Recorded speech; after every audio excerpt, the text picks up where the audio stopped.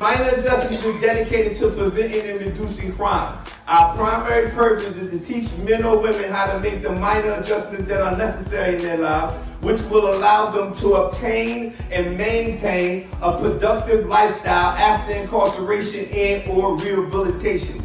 Our motto is anywhere but backwards. Everybody say anywhere but backwards. The words in that mission statement, it says to obtain, and the other one is maintain. Listen to me. To obtain means to come into the possession of something. Maintain means to keep it in existence. Listen. The reason why I say that, everybody say to obtain my sobriety is easy. Our challenge is to maintain it. Say to obtain our sobriety is easy. Our challenge is to maintain it. To attain our sobriety is easy. To God be the glory. Welcome everybody to the Mind Adjustment Virtual Group. My name is Michael Mickey Wins Jr. And our motto is anywhere but backward. Anywhere but backwards. And that's our motto. And it actually came from a scripture from Jeremiah 7:24. It says, yet they did not obey and incline their ear to me, but they followed the counsel and the dictates of their own hearts. And they kept going backwards and not forward. And we came up with anywhere but backwards. So today we're going to move through the book, the Minor Adjustments Workbook. We're going to start from the beginning, the first session. We're going to go through everything that we need to in this particular chapter. But let me check and see. Let's see. Let me pull up the mission statement, actually. This is the book that we're going to go through. This is the Minor Adjustments Workbook. This is the Minor Adjustment Student Workbook. We actually have created a course just for anybody who would like to be minor adjustments facilitators, and you'll be able to facilitate this particular group or program at your own facility or somewhere you might work. So check out the link. It will be in the comment section so you can use that for a later date. All right, so let's look at the mission statement. Let's look at my mission statement here. The mission statement here says minor adjustments is dedicated to preventing and reducing crime, and our primary purpose is to teach men and women how to make the minor adjustments that are necessary in their lives, which will allow them to obtain and maintain a productive lifestyle after incarceration and or rehabilitation. Now, the two words that are obviously highlighted and big in this particular mission statement are the words obtain and the word maintain. The reason why those words stick out or are like that or are highlighted because of page 6. It says to attain your sobriety is easy. The challenge is to maintain it. What does that mean? That's a good question, and I'm glad you asked. Let me explain. To obtain something means to come into the possession of something. To maintain something means to keep it in existence. And I noticed that a lot of times individuals, when they obtain their sobriety, that they put more effort on getting off of substances or stop committing crimes and doing all of those things, but they don't put an equal amount of effort in maintaining it. In order to maintain something that you have obtained, like your sobriety, you have to develop some relapse prevention skills, new life skills, develop your coping skills, develop build your spiritual foundation. If you are faith-based like I am, you have to build your spiritual foundation. There's a lot of different things that you have to put in your toolbox to help you maintain that sobriety. So again, if we go back here, it says to attain our sobriety is easy. Our challenge is to maintain it. To obtain means to come into the possession. To maintain simply means to keep it in existence. So now that I've used my own life, for those who do not know, for 22 years, I struggled with crack cocaine and heroin and criminal lifestyle for 22 years. For the last 15 years, thanks God, I have been delivered from all of those struggles that I used to have. However, when I obtained my sobriety in 2009, I did not have to go get my sobriety in August 2010. You get that? So once I obtained it, I didn't have to go obtain it every year.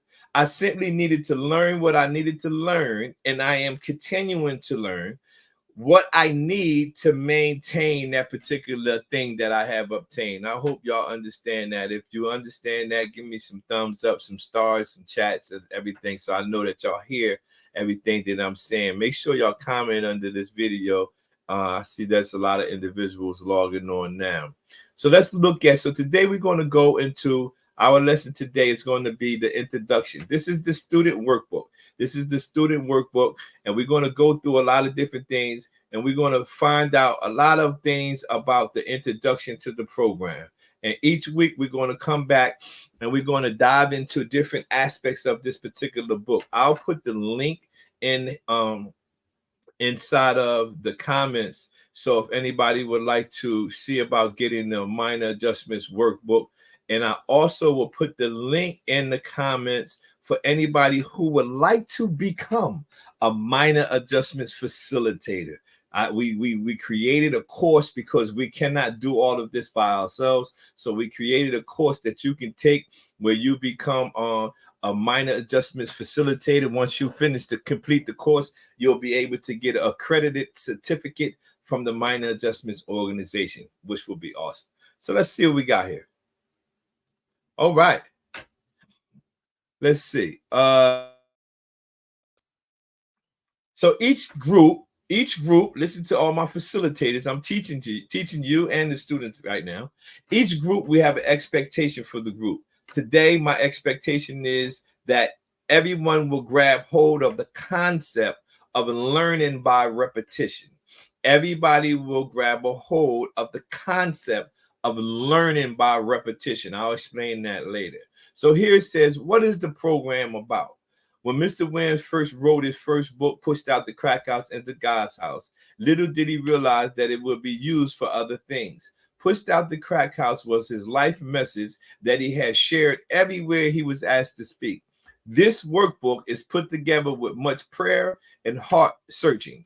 The purpose of this workbook is to teach you how to allow your past to push you into your destiny. I got to pull over, pause, and park right here for a moment. A lot of times, individuals who have suffered through a lot of difficult lifestyles sometimes hold on to that as a badge of honor while their lives are in the situation they're currently in. But if you learn how to use your past to push you instead of your past gripping you or stopping you or holding you or whatever terminology you would like to use, you need to learn how to allow your past to push you into your destiny. I am literally an example of an individual who been through so many different things. I've been in and out of prison, off and on drugs, and doing all types of stuff in my life previously. But I didn't allow my past to hold me or cripple me, if you will. I allowed those situations to push me. So I'm telling you that the purpose of this workbook is to teach you how to allow your past to push you into your destiny. Simply means it's going to push you into your purpose. You have to process things right, and you must have the right perspective about the things that you went through in your life. So let me back up again. It says the purpose of this workbook is to teach you how to allow your past to push you into your destiny. The term crack house represents a broken place or a broken person. The term God's house represents something greater. God's aims to try and take the brokenness that you have inside and use it to push you into something greater. Mr. Williams' qualification, my qualifications, a total of 22 years in prisons, county jail, halfway houses, rehabilitation centers. I often share that with individuals because when they see me now and they say, well, you're a certified drug and alcohol counselor, national certified peer recovery support specialist, a 10-time published author, and all of those things that you can run off that I have accomplished thus far in my life. But we always have to bring up what was I doing previously? It wasn't like that I was born, I lived this particular life, and I start doing those things. No, those things came after I allowed my past to push me into my destiny. So I always watch this, pay attention. This is something that I have professionals ask me about when they read this in the book. It says that my qualifications is 22 years inside prison, county jail, halfway house, and rehabilitation centers.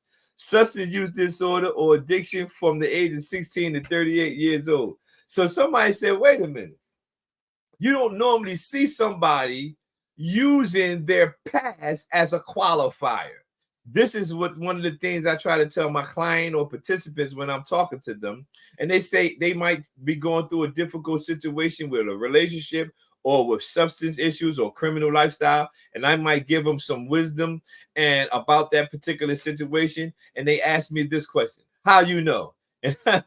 And I tell them about all the things that I previously went through, because those are the things that qualify me. Yes, I had to go to school to get the book knowledge, to pass the certification, to get the certified alcohol license, right? I had to go to school to pass that test. But before I even took the test, I had some knowledge about what I was doing in my life because I have studied me.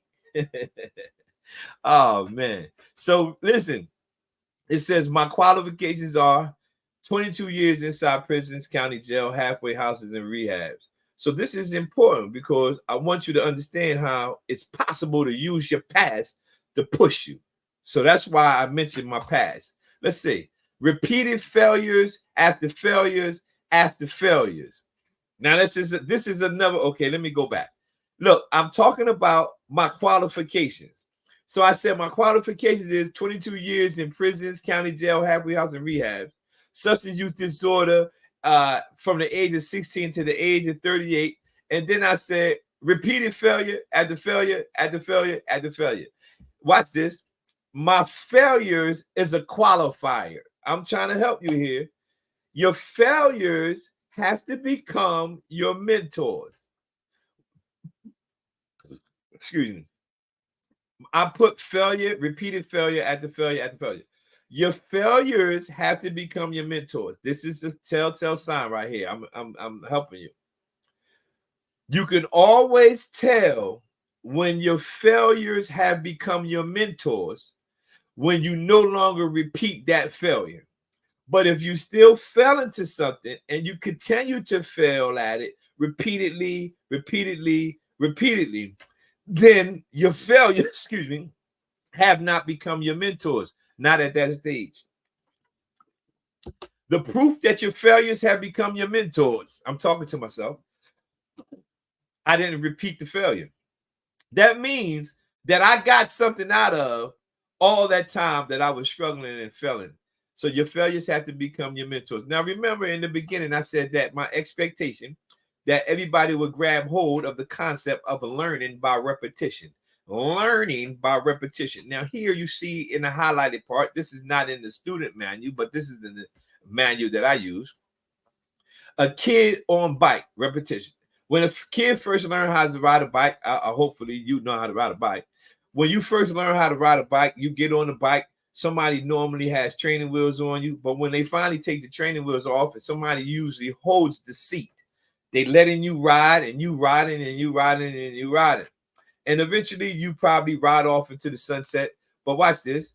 But you didn't just learn the first time they let go. You probably failed more than likely, like me. I failed a lot of times. But watch this. I kept getting back up to get on the bike. But how did I learn how to ride the bike? We learned how to ride the bike by repetition. We failed. We had repeated failure after failure after failure. But it did not stop us from trying to accomplish what we were trying to accomplish. I'm saying all this to say this. You're going to find yourself repeated failure after failure. But the failure cannot stop you from achieving something that you truly are going after. You simply have to learn how to use your past to push you into the destiny. Some of the failures that you're going to experience in the addiction field, the criminal field, or whatever area you might be using this minor adjustments program for, You learn by repetition. That's why I put repeated failure after failure as one of my qualifiers. Watch this. When the kid was trying to learn how to ride the bike, you and I, when we were trying to learn how to ride the bike, we will fall, but we will get back on the bike and we will ride off and try it again. And we will fall until we fail. Eventually, we learn how to ride a bike. But this is the thing that we didn't learn or we wasn't focused on. When we wanted to learn how to ride the bike because we saw other bigger kids riding their bike or adults riding their bike, and we wanted to do it. So when we wanted to learn how to ride this bike, we never considered this one thing. And that one thing was stopping. Listen. When we were learning how to ride this bike off of repetition, we wasn't thinking about stopping. That's why majority of us who first started to learn how to ride a bike, we all ended up that first time crashing because we never asked the person who was teaching us where the brake at, because we didn't care about the brake or we was clueless about the brake. We just thought that we ride and then the bike was going to stop on its own. But once we fell multiple times, we realized that it's another part connected to riding this bike. I'm using the bike analogy as your life. The bike analogy and using it as your life in the field or the area of addiction. All the times that you failed in your area of addiction, you keep forgetting that one part that you kept forgetting when you first tried to learn how to ride a bike, and that was stopping. So in order for you to be successful in the area of your substance issue or criminal lifestyle, the part of stopping is one of the primary things that you have to do. And in order for you to be successful, I'm giving you some real good tools right here. You can use that in every area of your life. The kid riding the bike learned by repetition, but the repetition comes with you learning that you have to stop. So in order for you to be successful in the area of an addiction or stronghold or whatever you want to call it, in order for you to be successful over it, stopping has to be included in your process. Now, I got to go back. Now, remember this. I got to go back to here. Remember, the purpose of the workbook is to teach you how to allow your past to push you into your destiny. So these lessons that we're going over, this section, what we're going over, I'm trying to teach you. Now, listen to me. I don't know who's watching now, and I don't know who will watch this video later. I'm not teaching you something that I'm guessing. I'm not teaching you something that I studied. I'm teaching you something that I literally live out in my life every day. So if it works for me, and I'm going on 15 years, thank God, that I have changed my life in the area of the addiction, right? And criminal lifestyle, then it's useful for you. All right. So let me see. So we talked about my qualifications. Now I want to talk about my present situation. I'm a graduate of America's Keswick County and Mercy class 2010. I'm a minister at Glory Tabernacle Church. I'm a certified peer recovery specialist. I'm nationally certified now, to God be the glory, and a certified alcohol and drug counselor. And I'm also a 10-time published author. Again, the reason why I put all of my past in there, because a lot of times people will see where you are now and they think that, you woke up with silver spoon in your mouth and this is how your life turned out when you connected with God. But that's not true. I went through the process of a lot of different struggles and repeated failures before I started to see that I had a new life that I can truly live. The things you read in this workbook have been accumulated over the years of incarceration and addictions, not to mention the numerous life lessons he learned from others. I have to inform you right now that we will be dealing with a lot of, watch this word, it's a big word, simplicity. The reason why we have to simplify things is because I thought about when I was actively using, and I wasn't a high school graduate, I was a dropout. So a lot of things, it went over my head when they was trying to teach me about how the brain functions and this brain does this when you do the chemicals and all that. That all could be absolutely correct. But if you don't simplify it for me, I wasn't going to get anything out of it, and I wasn't getting anything out of it back then. So simplicity is the strategy that I use with the minor adjustments program. So we won't be going real diving deep into a lot of things. I will simply be using simplicity, things that you can be familiar with. For example, like the kid riding the bike. Right? So, I'm not discrediting medical things. I'm saying that when I was actively using and they were explaining these things to me, I would sit there and say, man, I have no idea what they're talking about, these neurons and these brain transmitters. When I simplified it, watch this, you can't get no simpler than anywhere but backwards. You can't get no simpler than anywhere but backwards. So when I simplify, so this program, my program, our program is going to be dealing with simplicity, right? And again, I'm not discrediting the expert analysis of it. I'm just saying that for me, I just could not figure out why I was doing a lot of things until I learned out how to simplify it. Okay, let's see. Experts say that the average person is now bombarded with 35,000 messages a day, emails, text messages, billboards, televisions, radios, Twitter, Facebook, blogs, etc. Yes, you read that right. It's information overload. Now watch this, y'all. People don't need more information. They need to learn how to apply the information they already have. Oh, man. I said a mouthful right there. People do not need more information. They need to learn how to apply the information that they already have. If you go to, I don't know if you have the book, but if you go to the beginning of this book, you'll see 3 words in there. It's information plus application equals destination. And those 3 words are important. But the information, having the information is one thing. Applying the information is another level. You got to raise the bar when you apply the information. So people don't need more information. Listen to me. I don't know what area of your recovery walk you might be in. You might be currently in a relapse state, or you might be 15 years, or you might got 30 years clean, or whatever you might be, right? The information you have right now about your own life is enough to help you change your life. The information you know about you, because listen, you don't need to study somebody else. You need to study you. It's always you versus you. So the information you know about yourself, why you do this, what you don't like, what you do like, what color you, all that stuff you know, the information you know about addiction, criminal lifestyle is enough information to help you start the process of changing your life. Watch this. All you need to do is apply the information you already know. Can you gain more information? Absolutely. I gained a whole lot more information since 2009, right?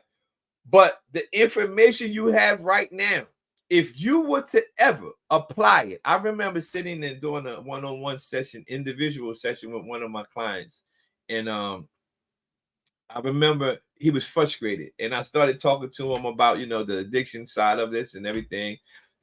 I had to create agreed upon treatment plan. Agreed upon treatment plan is something that we both agreed upon. And so when we were coming up with the treatment plan, he made this statement. He said, Mr. Mike, I gotta be honest with you. Everything you telling me about this treatment plan and what I gotta do, he said, I know all this stuff already. I've been doing this for years. And I looked that man straight in his eyes and I said, I know you know all this stuff. I wanted to teach you how to apply what you know. So I didn't want to discredit the man and tell him, no, you don't know this. I'm the counselor in this office. I know you know it. I want to try to teach you how to apply what you know. I know how I'm applying what I know because the proof is always in the pudding. Because in August 2009, when I last done it, I no longer do it now. If you're still doing something that you say you know all about, then obviously you're not applying it. So then the area of my expertise comes in and say, let's figure out how we can agree upon a plan to get you to start executing what you know. That's a minor adjustment you need to make. I give you a round of applause for that. So let's see what we got here. It says people don't need more information. They need to learn how to apply the information they already have. The reason why we are doing what we are doing as counselors, teachers, facilitators, and or instructors is because we can use what we have been through to help stop someone from making the same wrong turn we may have taken earlier. So listen, using your life, this is why I need all of y'all to become minor adjustments facilitators and take the course, is because I want you to become facilitators to be able to use your life to try to help somebody else not go down that path any further. But in order to do that, you have to be able to do it yourself. So let's see. Our lives, if we can reach one man, one woman, or one child, then we'll take that. And maybe the one individual will reach all the others that we couldn't reach. You understand that? Let me pull over, pause, and park right here for a moment. There are some individuals that I may not reach. But if I can reach you with the minor adjustments program, you take the same type of message and say it to some other people that I couldn't reach. I don't care. Because at the end of the day, we all celebrate if those individuals' lives start to change. So I might inspire you, and then you might be able to inspire 10 other individuals because you had your gift stirred up by me. You might go help 10 other people that I probably couldn't reach at all. Mainly because you might be in another state, another city, and everything. So I might not never see them, but you can help them. But it all starts, watch this. You got to make sure you don't go back in order for you to tell them not to go back. You can't be going back and telling them, that's how I used to be when my kids was young. And I used to tell my kids, don't smoke cigarettes, don't do this. But I was doing it while I was telling them not to do it. Now that I think about that, it's so crazy. You telling me not to do something, you're doing it in my face. Oh, Lord. All right, let's see. We want to share the good news with the poor. We want to heal the brokenhearted. We want to proclaim the liberty to the captives and the opening of the prison to those who might be bound. Watch these words: spiritually bound, physically bound, mentally bound, emotionally bound, sexually bound. Because a lot of times we get so stuck on the substance aspect of it, but individuals can be emotionally in bondage to something, or sexually, or physically, or mentally, or spiritually. There's a lot of different bondages that we have. That's why the minor adjustments program, we talk about substance issue, and I always use the term substance issue or criminal lifestyle, but I'm talking about the all-inclusive areas of individuals being in bondage, because some individuals can be in bondage and never, ever touch the substance, but they can be in bondage to pornography, they can be in bondage to gambling, they can be in bondage mentally, they can be in bondage emotionally. There's a lot of different bondages that you can be in. So when we're talking about this, the introduction lesson, we're talking about all-inclusive areas that we might can help individuals. All right. So let's see. We want to comfort all those who mourn, to give them beauty for their ashes, joy for their mourning, garment of praise for something greater. I'm saying garment of praise or something greater for the spirit of heaviness, brokenness, so that they may be called people of righteousness, people with character, instead of criminals and addicts and thugs. And that is one of the things that I always took personal, because when we were actively using, individuals called us all types of names. And I want individuals to get their name back. So I want to try to inspire individuals to take the minor adjustment program week to week until you get to the part where you graduate the program. And I want individuals to think about becoming a minor adjustment facilitator to teach the program in other areas of the world. It's not just about me. It's about us helping our community and our areas and help people get their name back.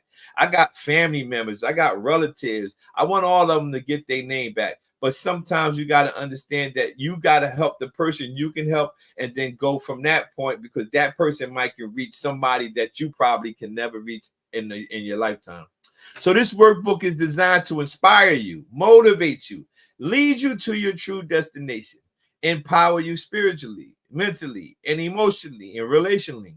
Go inside programs, prisons, jails, halfway houses, rehabs, homeless centers. Help men and women to obtain and maintain a productive lifestyle. Help men and women to make minor adjustments. All right. The first thing that you will need to be in this process to begin is to, the first thing that you will need to have for this process to begin, watch this words, a willing mind. Remember the first word that I said that was highlighted, simplicity. Please don't forget simplicity. And a willing mind. Watch this. What do I mean by that? It's up to you to study each unit and make the necessary adjustments in life that you need and put them into action. Mr. Williams started out drinking beer in the 6th grade. I remember the guy brought it to school. Alexander was his name. He brought beer to school. That was the 6th grade. I ended up smoking crack cocaine at 38 years old with other drugs in between, which is why he ended up on probation. Watch this. Then rehab, then parole, then the county jail, and eventually the state prison. Normally, those are the steps a lot of us took, and that's what you call a process. So there's no need to teach you how to go through a process because you mastered that. Listen to me. Anybody who has been battling with some type of addiction or criminal lifestyle, right? They do not need to be taught about process, because in order to get the substance, you got to purchase the substance. You got to do what you need to do to get the money. Then you got to find out who's selling it. Then you got to figure out how you're going to get down there to go get it. Now you have it. Now you got to get the instruments to use the drugs that you just purchased. What am I saying? All of that is considered a process. So I'm not going to waste my time to teach people about how to do or work a process. You already know that. Watch this. A process because you mastered that. But to get you to your true destination, you must have a willing mind. Now, a willing mind is a different beast from a process, because in order for you to be successful, you are going to have a willing mind that I'm going anywhere but backwards. That mind has to be switched.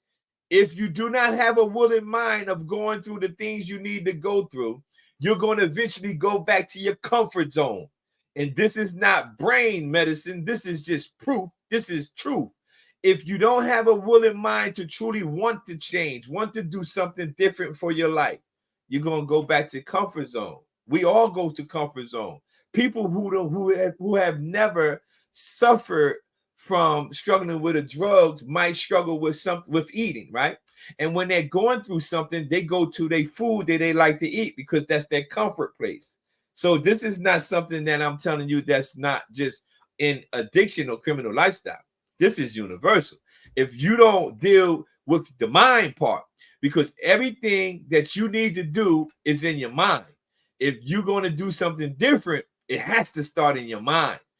If you're going to do something, if you're going to do the same thing, watch this. It's going to be from your mind, because before you pick up something, something has to go on in your mind to tell your hands to grab it. Right now, I'm thirsty, but in my head, I'm saying I'm thirsty, and my hand has to obey what's in my head. So since I'm thirsty, my hand knows, grab the bottle, because that's how you quench the thirst. It has water in it. It's the mind process. If you follow the steps in these units, you will witness a transformative change of direction in your life. Each unit in this workbook represents one of those steps that will be a process that you have clearly mastered. So each week we're going to go to a different section or different area of the book, but you don't have to worry about it. They all build upon each other. It's a process, but you mastered process. I already broke that down for you, so it's not going to be hard for you. And not only is it not going to be hard, it's going to be simplicity. It's going to be simple. You're not going to get too many long words. You'll be able to, you're going to get this. All right. So once our focus is always about you, and what we need you to focus on is how to allow your past to push you into your destiny. But remember, you must be willing to go anywhere but backwards. Anywhere but backwards. So today we just went over the introduction of the minor adjustments workbook. We're going to move to another section next week. But today I just want you to understand, in order for you to get to the process where you need to be, you have to deal with simplicity. You also have to have a willing mind, and you have to learn from your failures. Repeated failures, repeated failures, repeated failures. The way you know you learn from your failure is because your failures have to become your mentors. Again, minor adjustments is dedicated to preventing and reducing crime. Our primary purpose is to teach men and women how to make the minor adjustments that are necessary for their lives, which will allow them to obtain and maintain a productive lifestyle after incarceration and or rehabilitation. Our motto is anywhere but backwards. Thank you for tuning in to the Minor Adjustments Virtual Group. My name is Michael Mickey Williams Jr., and I approve this message. God bless you.